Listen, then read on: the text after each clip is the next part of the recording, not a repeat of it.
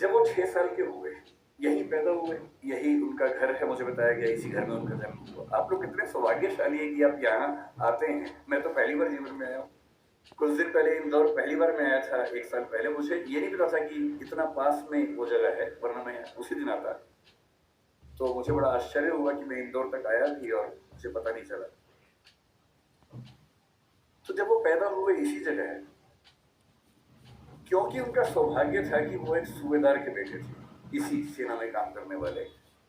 मुझे आज पता लगा कि MHOW क्यों कहते हैं, मिलिट्री हेडक्वार्टर्स ऑफ वार उसका नाम था।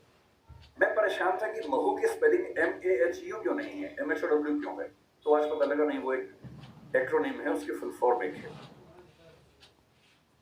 वो जिस समाज में थे, उस समाज के बच्चे स्कूल में नहीं पढ़ते थे, उनको पढ़ने की अनुमति नहीं थी। पर क्योंकि वो सूबेदार के बेटे थे, और सूबेदार एक कमीशन पद होता है सेना में, बड़ा पद होता है, तो इतना हो गया कि उनको स्कूल जाने का मौका मिल गया।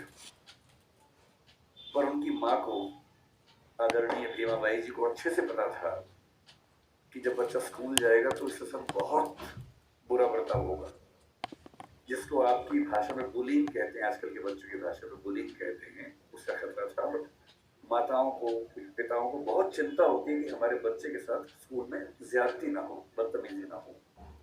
कल को आप भी पेरेंट्स बनेंगे, आप भी इस दर्द से गुजरेंगे।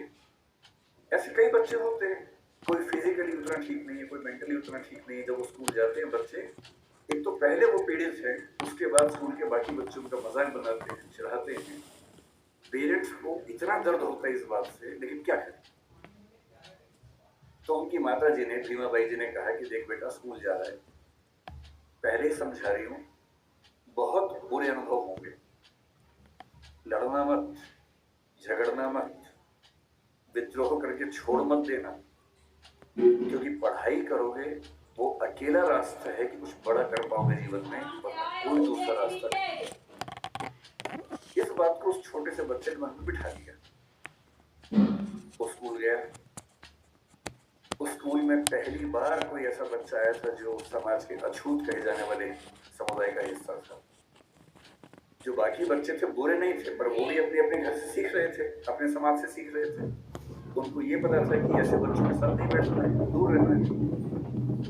तो व्यवस्था हुई कि वो स्कूल में क्लास के सबसे अंत में, जहाँ सारे बच्चों के जूते चप्पल रखे हैं, उसके पड़ोस में एक दरी छोटी सी बिछा के बैठेंगे, और दरी भी खुद लेके आएंगे ताकि स्कूल में कोई और व्यक्ति अपवित्र ना हो।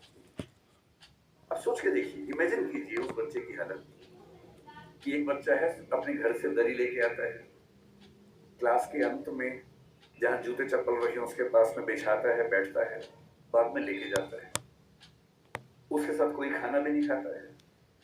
तो वो दीवार की तरफ चेहरा करके अपना भोजन करता है जो घर से लेके आया था। उसको पानी पीने की अनुमति नहीं है। आपने ये सब नहीं झेला होगा, उस बच्चे का सोचिए। याद से केवल और केवल 110 साल पहले की बात मैं कर रहा हूँ, बहुत पुरानी बात नहीं है, 115 साल पहले की बात। उस बच्चे को पानी पीना है, और स्कूल में पानी की एक ही व्यवस्था है कि जो पानी का नल है या घड़ा है, उसे वो नहीं छू सकता। तो एक चपरासी है जो उसको दूर से पानी देगा तो वो पिए, वो घड़ा नहीं छू सकता है। और ये बात कोई और नहीं कहा है, डॉक्टर अंबेडकर ने खुद अपनी आत्मकथा लिखी है। वो उस समय छप नहीं पाई थी, छपी 1990 के आसपास है। अंग्रेजी में उस आत्मकथा के कुल 6 अध्याय हैं। उसका नाम है वेटिंग फॉर ए वीजा, यूनी की पुस्तक है। उसमें केवल 6 अध्याय हैं, जिनमें से 4 अध्यायों में उन्होंने अपने अनुभव बताए हैं और 2 में बाकियों के अनुभव बताए हैं। और जो पहला अनुभव है वो यही अनुभव है। और वो साफ लिखते हैं कि अगर किस दिन बच्चों, अभी मैं जानता हूँ आप बहुत बेचैन होंगे, शरारत करने का मन भी होगा, लेकिन जिनकी बात चल रही है ना, उनके सम्मान में थोड़ा शांत रहें और सुने, समझिए उसको।